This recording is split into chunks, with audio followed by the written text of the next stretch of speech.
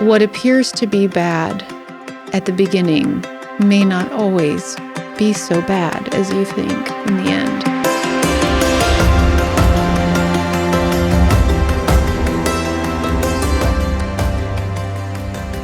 Hello, and welcome to the Untangle Yourself podcast. I am your host, Dr. Scott Stacy, and I am so glad that you've decided to join us here tonight. You know, we're surrounded by people who have made significant transitions in their life, and yet we have probably never heard their stories. When I was putting this podcast together, I thought to myself, you know, my wife, Kara, made a significant transition during COVID. Maybe I should talk with her about her transition. So that's exactly what we're going to do. We're going to stay close to home tonight, and we're going to talk with Kara about her story. Let's get started.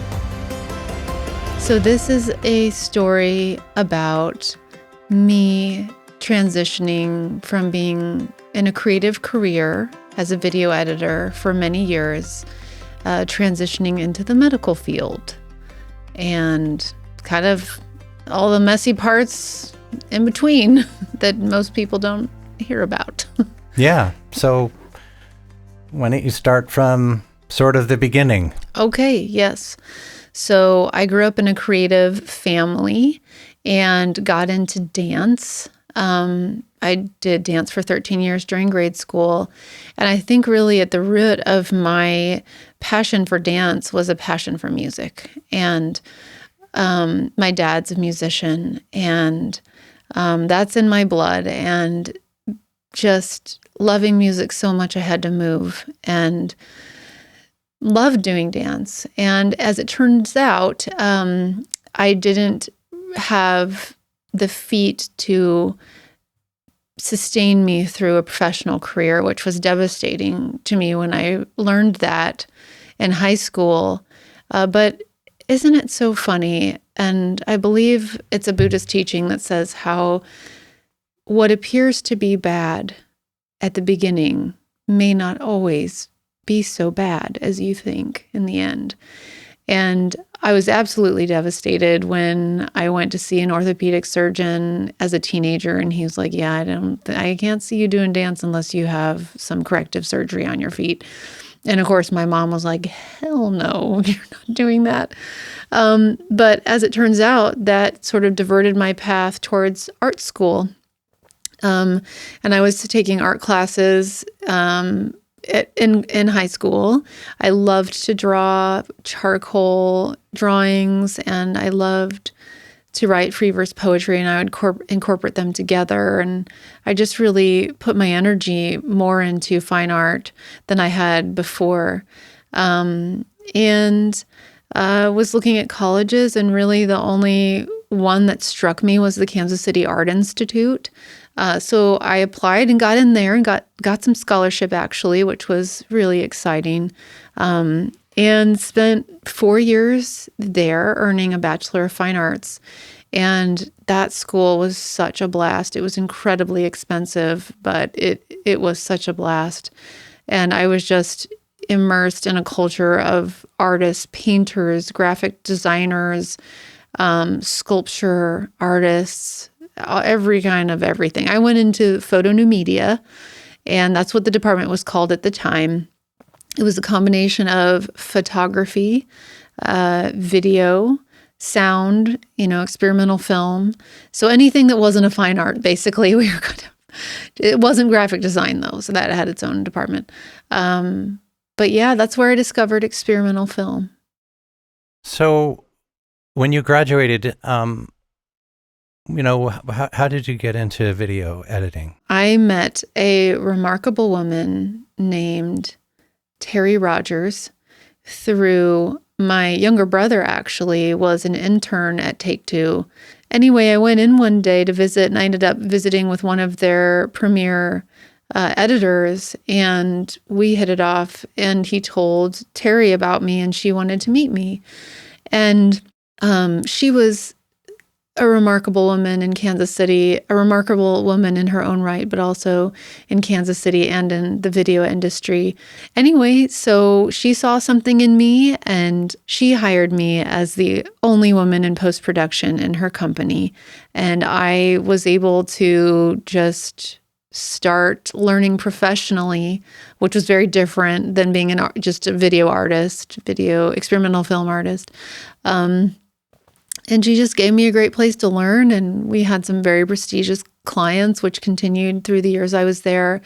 And I was able to learn alongside some very seasoned editors who had been doing it, for a long time in lots of different markets and with great success. And it was actually, working at Take-Two was the best, the most golden years of my time in video.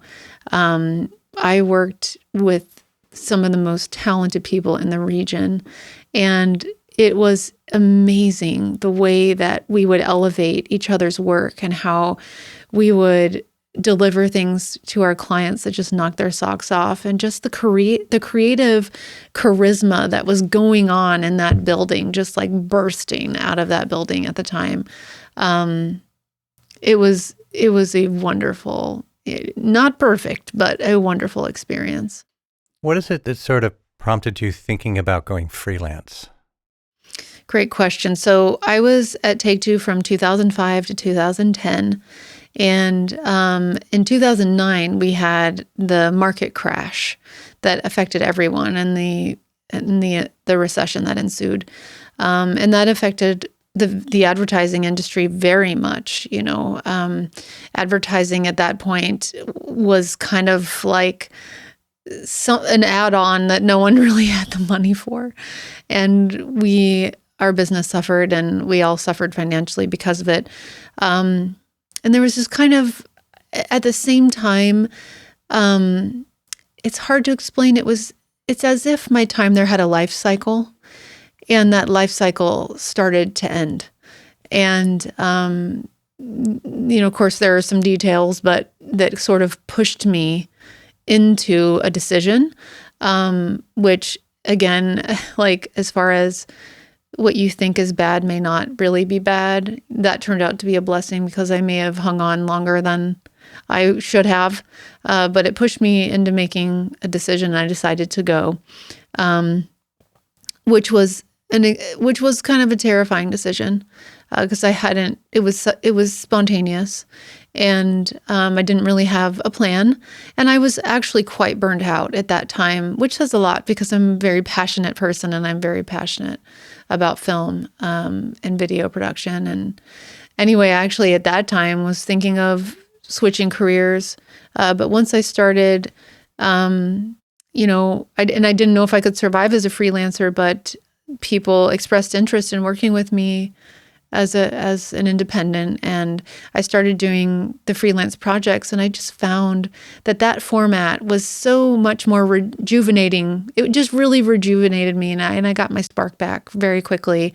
I think maybe it was the setting, just something. It was just a totally new chapter, and I really enjoyed being freelance. I made a lot more money doing that, and had a lot more autonomy. A lot less security, but a lot more autonomy. And I was able to do that, for almost a decade. But maybe this is a good time to talk about when we met, how we met. Okay, sure.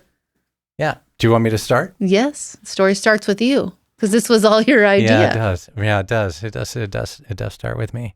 So, yeah, for the listeners and watchers, I had a company that I have subsequently retired from, and we needed to do some video marketing and education, because I really felt at that time that's where things were kind of going. People want to watch things, and this is some time ago, right?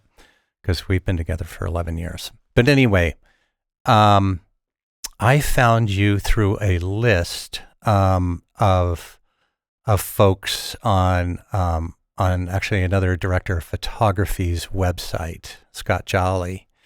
And then I reached out to you to see if you would be interested in talking about this project, and I never heard back. That is true. So to be fair, I heard back, but it was took a like while. 5 months or something. Yeah. 3 months. So you had messaged me through Vimeo, which is a professional video hosting platform. And I just didn't usually get messages through there. And I was like, who's this? And I'm sure I was in the middle of a project and I was in a relationship at the time. And then several months later, I remembered, oh, there was this message, and I wrote you back.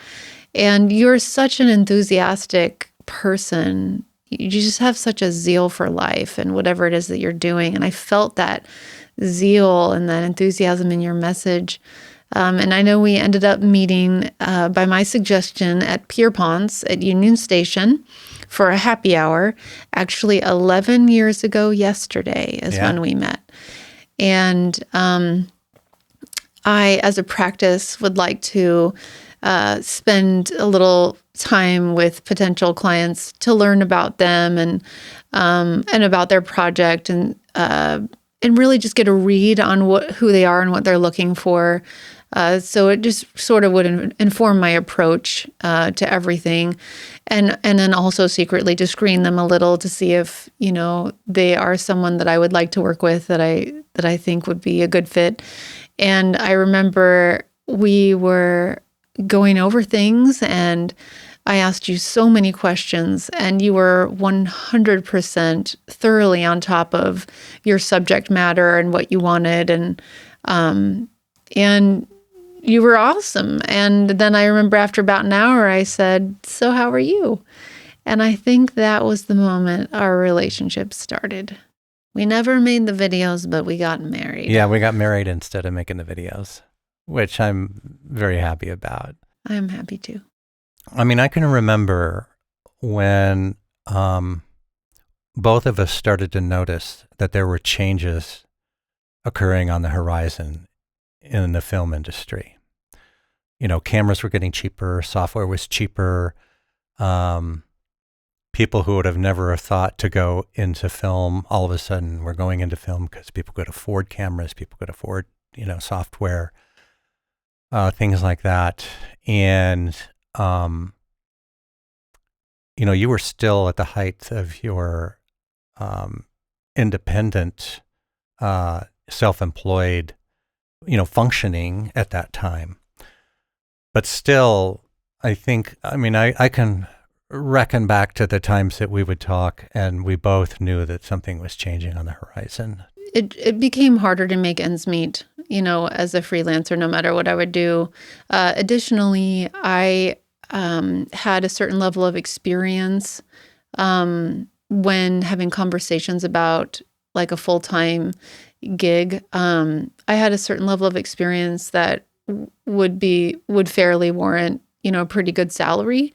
And what I was finding is it was more comfortable for companies to hire individuals that were younger, like fresh out of school or in their early 20s, pay them a lot less and kind of just deal with how green they were and sort of work it out somehow.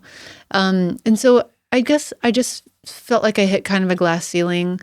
And again, that, perhaps this had kind of a life cycle to it. And then also just kind of reading the signs, like you were saying about, how inexpensive and affordable all of the gear had become to create your own video. It wasn't like that when I was, initially working. You had to like rent a helicopter and shoot out of a helicopter to get drone footage that now your 14-year-old can shoot for you. Right. So it was a very different, super niche-y, like a video editor was a highly sought after person with a really special skill, and so it just was very saturated and different. And I had thought numerous times about potentially switching to a different career, or at least like bringing a different career on alongside of the creative work. And I always felt drawn to healthcare. And I would read sort of the applications, and I went to art school. There are a lot of gen eds that I didn't have, that made nursing like kind of a really big leap, or other things. And I would look at the applications to these programs, like to be an ultrasound technologist or whatever it was.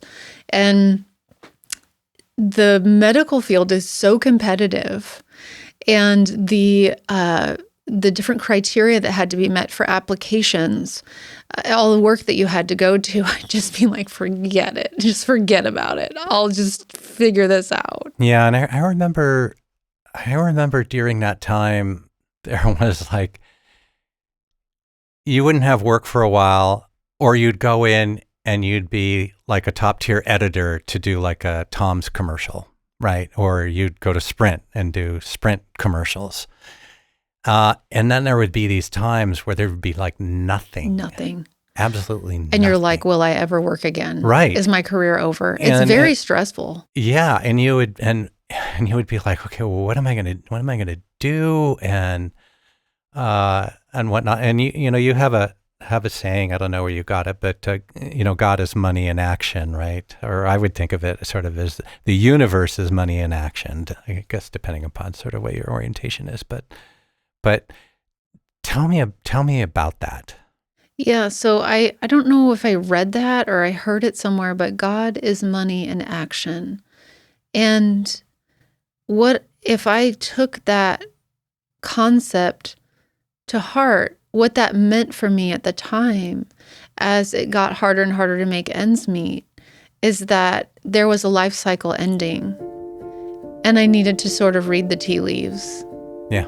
And maybe not see it as a bad thing, but as an encouragement to consider another direction or an additional direction. And so finally, when COVID hit, so many people have that phrase, when COVID hit, then, Right. I mean, everything blew up. It did. And it was when COVID hit, my work dried up almost instantly. And I was kind of faced with, gosh, I've put this off because I'm too busy, or like I'd be thinking about it when work was slow, and then work would pick up again and I'd be busy and making money and doing fine again. And then I would stop thinking about it. But when this happened, I think not just me, but so many people in our country stood still, really stood still. And I started thinking, what if I don't put this off anymore? What if I actually look at this? And I had this moment. I don't know if this is too woo-woo for your audience, but I will take a risk and share for those that it may inspire. But I remember when COVID hit, and it just felt so profound. I prayed. And I said, God, what does this mean? And I saw a vision. I felt I was shown a vision. And it's not something I physically saw. If you've never had a vision, it's almost like a daydream or something that you see in your mind's eye. And I was in this vision, I was standing at our back bay window, and I was looking outside, and there was a huge storm, and the sky was so dark, and the winds were blowing so hard that the trees like almost just bent over. And the storm had different waves and cycles to it. And just when you thought that the storm was over, it would get worse, and it would get profoundly worse than you ever thought it could. And the trees bent and swayed and moved, with that wind, and surrendered to it. And then finally that storm ended, and there was a lovely sort of sunset on the horizon, or a dawn, I'm not sure. And I felt that I knew when I saw this storm cycle that I was watching what the journey that COVID was going to be. And this thing just like blossomed in my heart, and it said, I want to be one of those trees. I want to be in the storm too. I want to be challenged, and I want to be bathed in this rain, and I want to transform like those trees.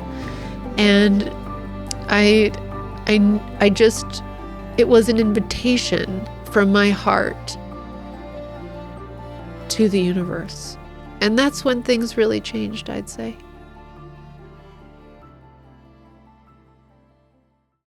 All right, so that concludes episode 1. But the story continues in episode 2, so I'll see you over there.